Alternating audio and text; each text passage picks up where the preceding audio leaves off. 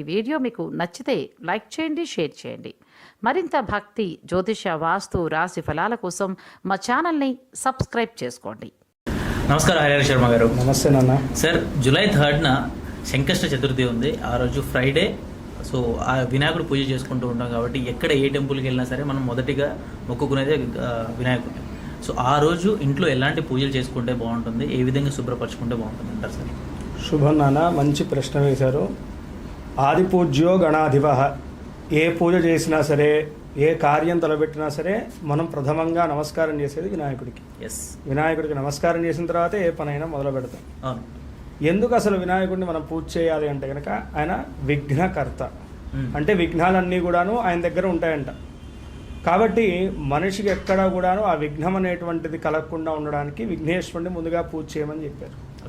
విఘ్నాలంటే కనుక మామూలుగా మనం మాట్లాడుకునేది ఏదో అడ్డంకులో, లేకపోతే కనుక మనం ఏదైనా పని తలబెడితే అది పూర్తవుతుందో లేదా అనేటువంటి విషయమే కాకుండా విఘ్నాలంటే కనుక రెండు రకాలుగా ఉంటాయంట. ఒకటి, మనం చేసుకున్నటువంటి కర్మ ప్రారంధాలు. అంటే తెలిసో తెలియకో మనం ఏదో జన్మలో చేసుకున్నావో, లేకపోతే ఈ జన్మలో మనం చేసుకున్నటువంటి పాపాలు ఏం చేస్తుంటాయి అంటే కనుక, నువ్వు ఏ గుడికో వెళ్ళావు, లేదు ఏదో దానం చేసావు, ఏ పుణ్యకర్మ చేసినా సరే ఆ పుణ్య ఫలితాన్ని నీ అకౌంట్లో పడకుండా ఆపుతూ ఉంటాయంట. ఎందుకంటే కనుక నువ్వు ఆ పుణ్యాన్ని చేసి బయటపడిపోతే నువ్వు చేసుకున్నటువంటి కర్మ ఎవడు అనుభవిస్తాడని.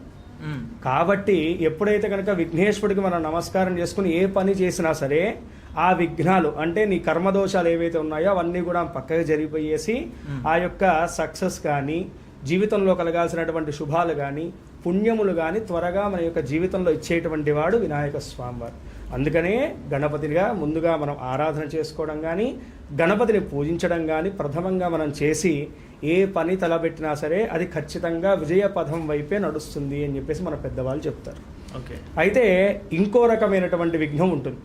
అంటే మన జీవితంలో కలగాల్సినటువంటి కష్టాలు, ప్రమాదాలు ఏవైతే ఉంటాయో వాటికి ఆయన విఘ్నాలు కలిగిస్తాడంట. మన వరకు రాకుండా ఆపుతూ మనల్ని రక్షిస్తూ ఉంటాడంట విఘ్నేశ్వరుడు. కాబట్టి వినాయక స్వామి వారిని ప్రథమంగా మనం పూజించుకోవాలని చెప్పేసి మన పెద్దవాళ్ళు చెప్తుంటారు. అలా ప్రతి దేవుడికి కూడాను పూజ చేయడానికి ఒక విశేషమైనటువంటి రోజులు ఉంటాయి. దాంట్లో వినాయకుడికి ప్రతి నెల వచ్చేటువంటి బహుళ చవితిని సంకష్టహర చతుర్థి అంటారు. ఈ పేరులోనే ఉండి సంకష్టహర చతుర్థి అని చెప్పేసి.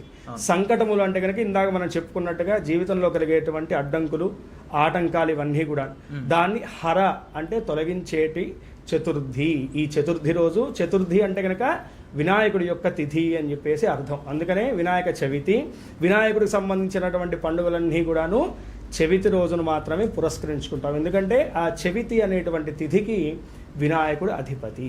సంకష్టహార చతుర్థి రోజున పూజ చేసుకునేటప్పుడు ఏ టైంలో చేసుకుంటే బాగుంటుంది అంటారు? అంటే కొంతమంది ఎర్లీ మార్నింగ్ 5 o'clock చేసుకునే వాళ్ళు ఉంటారు, కొంతమంది 10 తర్వాత చేసే వాళ్ళు కూడా ఉంటారు. సో ఈ రకంగా చూసుకోవట్లేదు. అయితే ఈ సంకష్ట చతుర్థికి కొన్ని నియమాలు ఉన్నాయి. సాయంకాలం సమయంలో మాత్రమే ఈ యొక్క సంకష్ట చతుర్థి రోజు వినాయకుడిని పూజ చేయాలని చెప్పేసి శాస్త్రం. పొద్దునంతా ఉపవాసం చేసుకుని, అంటే పొద్దున్నే మీరు అన్నట్టుగా మనకి వృత్తి ధర్మాలు ఉంటాయి. పొద్దున్నే లేవంగానే పరిగెత్తడమే ఉంటుంది. పిల్లలు స్కూల్కి కానీ, మనం అదేంది కొంచెం పెద్దవాళ్ళు అయితే కనుక కాలేజీలకు కానీ, మనం అయితే కనుక జాబ్స్ కానీ, ఇలాంటి సమయంలో ఏంటంటే కనుక పొద్దున్నే లేవంగానే స్నానం చేసి దేవుడి దగ్గర దీపారాధన చేసుకుని గణపతికి నమస్కారం చేసుకోవాలి. ఏమిటయ్యా అంటే కనుక, వీలుంటే కనుక స్వామి నీ యొక్క ఈ సంకష్ట చతుర్థి రోజు నేను ఉపవాసం చేసుకునేటువంటి శక్తిని నాకు ఇవ్వమని చెప్పేసి స్వామి వారిని ప్రార్థన చేసుకోవాలి. లేదంటే కనీసం నమస్కారం చేసుకుని మన పనుల మీద మనం వెళ్ళిపోవాలి. వెళ్ళిపోయేసి సాయంకాల వేళ మనం ఇంటికి తిరిగి రాగానే తలారా స్నానం ఆచరించి మరలా వినాయకుడి దగ్గర దీపారాధన చేసి సంకష్టహర చతుర్థి స్తోత్రం ఉంటుంది. అదే గణపతి స్తోత్రము. ఆ స్తోత్రాన్ని పారాయణం చేసుకోవడం వల్ల విఘ్నేశ్వరుడి యొక్క అనుగ్రహం లభిస్తుంది. ఈ విఘ్నేశ్వరుడి యొక్క అనుగ్రహం అనేటువంటిది లభించడం వల్ల కెరీర్ వైజ్గా కానీ, లేదు అంటే కనుక ఆపర్చునిటీస్ వైజ్గా కానీ, లేదంటే కనుక ఫైనాన్షియల్ వైజ్గా కానీ ఎవరైతే కనుక స్ట్రగుల్ అవుతున్నారో, అతి ముఖ్యంగా ఎడ్యుకేషన్ వైజ్గా ఎవరైతే కనుక స్ట్రగుల్ అవుతున్నారో అట్టి వారికి విఘ్నేశ్వర అనుగ్రహం వల్ల ఆ యొక్క ఇబ్బందులన్నీ కూడా తొలగిపోయేసి సర్వదా విజయం వాటిల్లుతుంది అని చెప్పేసి మనకి శాస్త్రం చెప్తుంది నాన్న. అలాగే ఈ సంకష్ట చతుర్థి మీరు అన్నట్టుగా శుక్రవారంతో కూడి రావడం అనేటువంటిది చాలా విశేషం. శుక్రవారాన్ని మనం లక్ష్మీ వారంగా పిలుచుకుంటూ ఉంటాం. లక్ష్మీదేవికి ప్రకీర్తిగా మనం పిలుచుకుంటూ ఉంటాం.